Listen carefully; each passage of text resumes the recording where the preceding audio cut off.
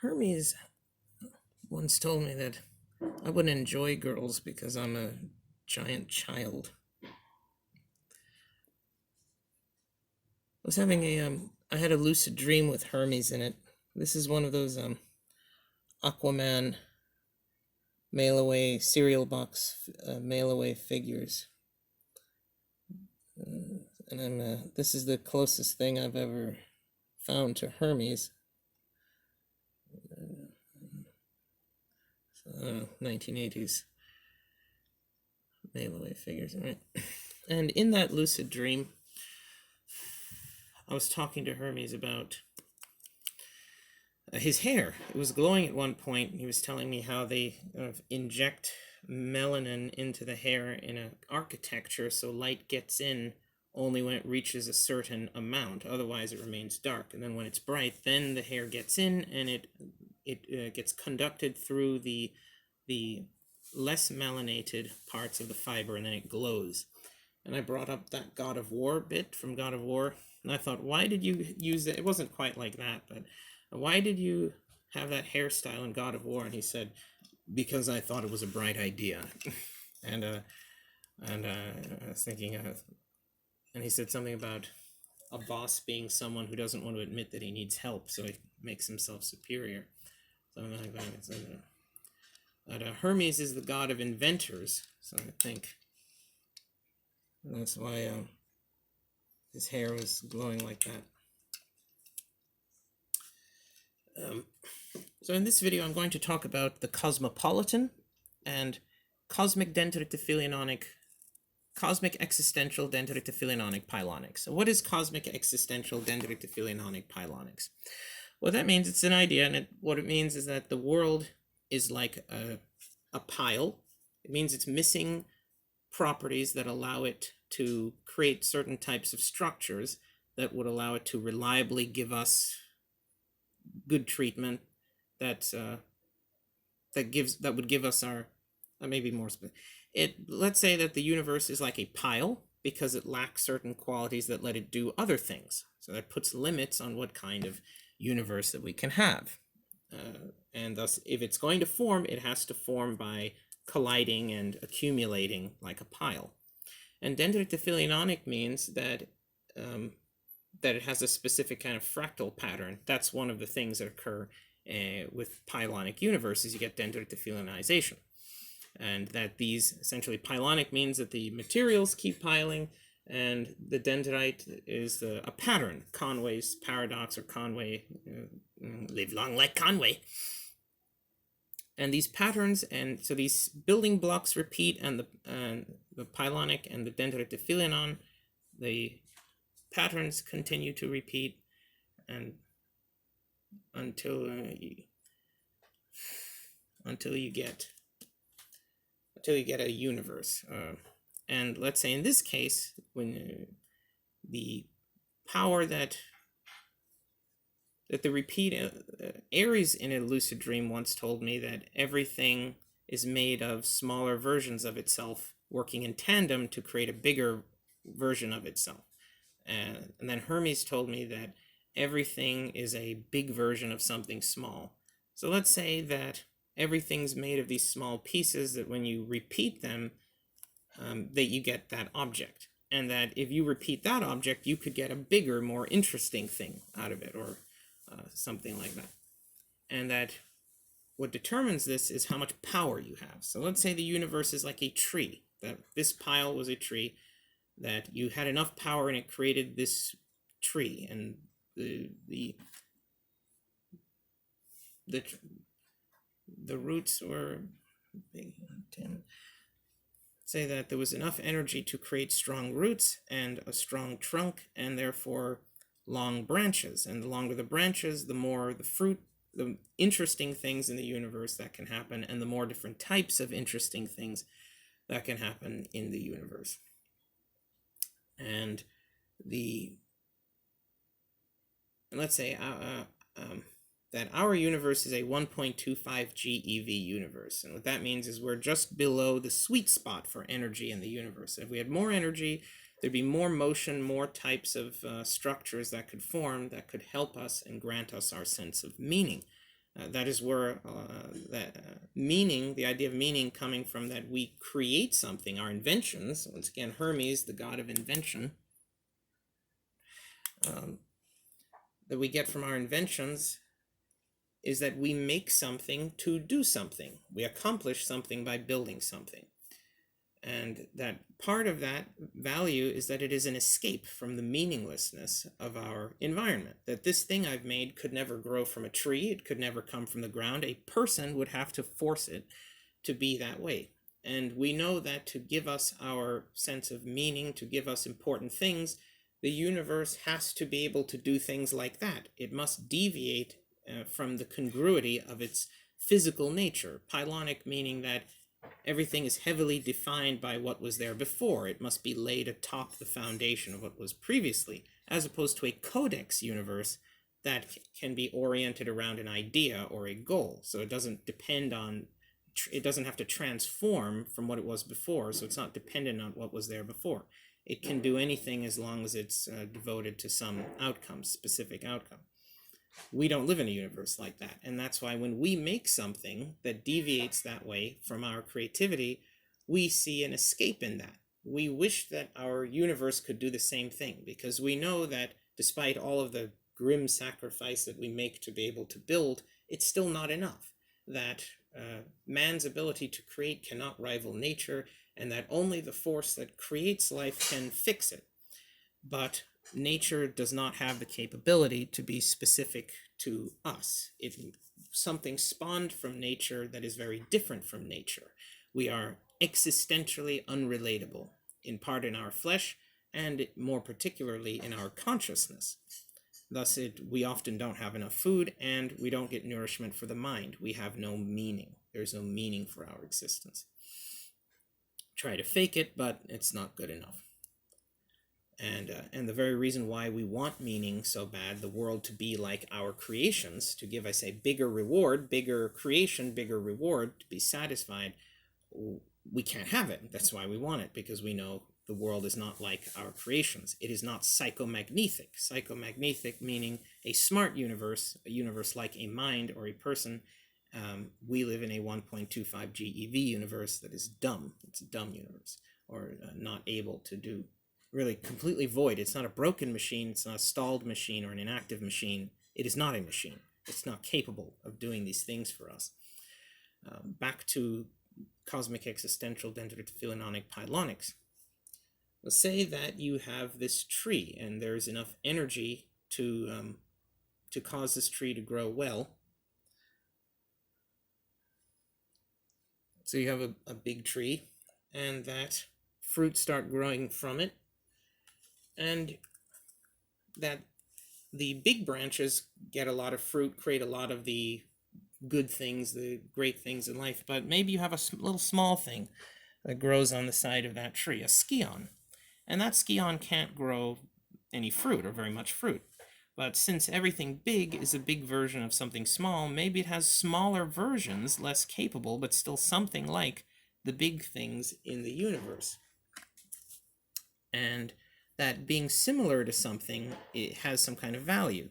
That even if you are not the big things, you had enough life force to grow the small versions of the fruit, as if you had gone around the universe, made contact with the big, powerful things in life, and they left an impression in you.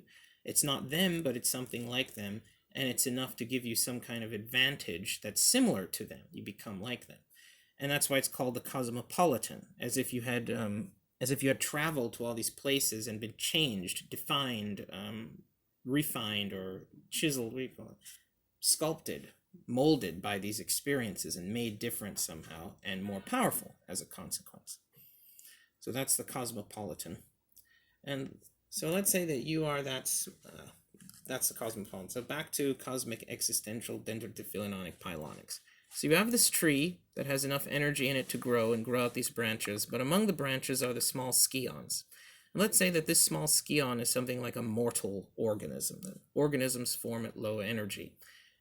But among these small scions, you may get one with that has more of the small versions of the big fruit than others. And these are more cosmopolitan organisms. They have more powers. They have more of the natural, the good stuff, the few good things in the universe that give you power over other people. They're the big kahuna fish, the leaders, so to speak. And so energy flows into this branch and propose that at some point when it forms, there is a primordial state. In its primordial state, it can expand, it can grow. But then once it becomes a specific being, like a microbe or a human, then it cannot grow anymore. It has to stay similar to that. So you have this energy, while it's in its primordial state, energy can flow into it, and it forces parts to move around and collect and accumulate in that pattern. So there you have the existential potency, these parts repeating themselves, the pilonic, dendritifiliononic expansion. And they form in this tube. So the energy goes through the tube, through the scion, and the structure gets built around it. At some point, there's not enough energy going through the scion to continue its construction. And it reaches a zenith. It stops accumulating. And at that point, the structures then don't have enough energy to continue their movement. They start to settle, like in a snow globe. And then they collect, and they clog the tube. And then, because there's no pressure at the end of the tube that kept it open, the tube collapses. Then that clogs it more. Now the energy in the tube is still, and the disparity in the momentum causes the resting energy in the tube to be like a clog that keeps more energy from the tree from getting in. And then it starts to grow inward to create the small changes that make something like a person or a specific living thing. And as I said before, the cosmopolitan is when the person that forms there got enough energy when it was in its primordial state, got enough energy so those little pieces repeated enough times that they got to the point of growing enough small versions of the big fruit so that they will have more of the natural powers, the stuff that makes them good. And they become the big kahuna fish that eat the smaller fish, and they're the leaders. They're the big, tough, guys who have not only the strength, the brutality, the malevolence, but the leadership, the intimidation, the ability to just be the king baby that gets everything, and the strength to crush the few people who might object to them. They're the ones that doesn't matter what you say, they're going to win because they have the natural stuff. They have, leadership is forever. That's going to be for a long time. You're not going to get out of that. Well, if he's stronger than you, nothing you can do. If he's got power, leadership, nothing you can do. It's not fair, it's not nice, but that's how it is. And these powers, according to Hermes, come from this process, this aspect of our universe.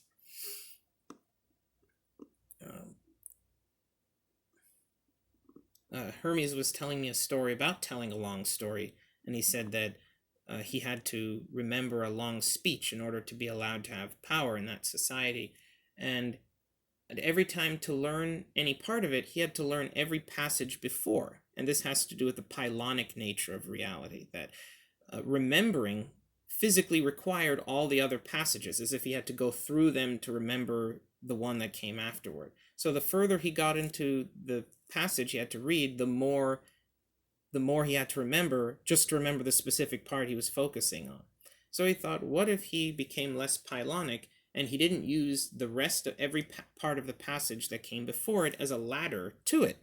And he had a special facility that could go anywhere. He invented a mental faculty that could do that, and then it was easy for him, and then he did the whole thing.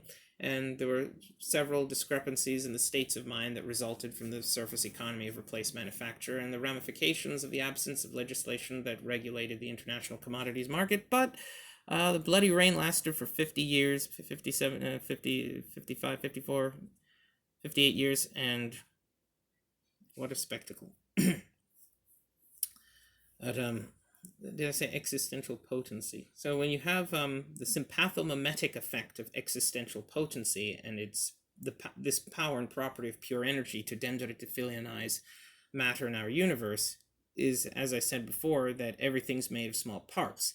More of this fundamental power you have, the faster these small parts get replaced before they disappear, and the more of those small parts are there, the more of whatever that object does is going to happen. So let's say oxygen can have a sympathomimetic effect on the body. You give them more oxygen, they're going to run faster. Their immune system that uses free radical oxygens are going to go up. Your vision, everything in your body that your sense of health and life responds to is going to go up. So you're going to feel great. Oxygen gets you high. A lot of things are going to go up. It's flammable. You might get inflammation. Lots of other things might happen too. But the purpose is to say that it boosts, one thing can boost a lot of other things. It's the key to a lot of things. So this is the master key to the whole universe. And Hermes claims that the reason why Zeus wanted the sympathomimetic effect, he wanted a dendritifiliononic universe, was because a dendritifiliononic universe was built in the image of the bolt of Zeus.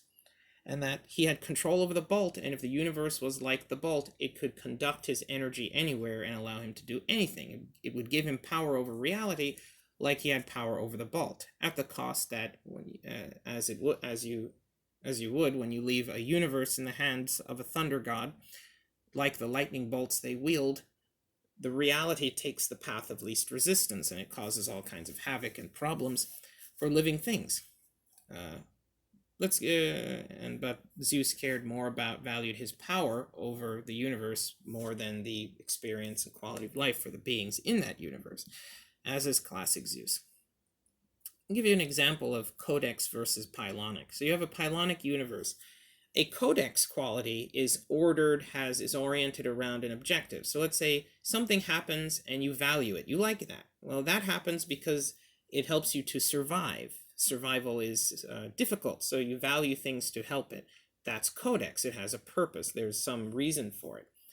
But the very reason why existence is hard here is because there are these pilonic exceptions to the rule. It is why rules are made to be broken here, because we have this inexplicable value in destroying ourselves. We make the climb up the hill to the summits of knowledge just to slide back into the pits of our fears. We make these rules to break them. We like destruction. We value it. And we like exceptions to rules. We like to break rules. Only some people are allowed, the superior people. The pilonic exception here that is caused by the very disruptions in the order, the codex order in reality, that would cause us to need to value something out of desperation to survive, to change our consciousness, will then cause us to then not only value that thing, but want to celebrate it. Why then shout the word maritime law over and over again? Why then throw a rager over it? Why do we need to party? Because of the codex was that we do this thing because it serves us, it preserves us in some way. The pilonic structural aspect is that because our mental faculty to value something is physically next to the word maritime law, or physically incorporated with the words we use to describe it, or other physical activities, and nature didn't put a cap on the joy, it spills over. So then we get in the mood to then want to do other things for no apparent reason, even if it is to detriment. So there you have celebration. So there's an example why, so you have these pilonic distortions in our universe. Because of the physics of how things are incorporated, there are deviations of the functions, the things that these things actually do, just because of how they've been built together.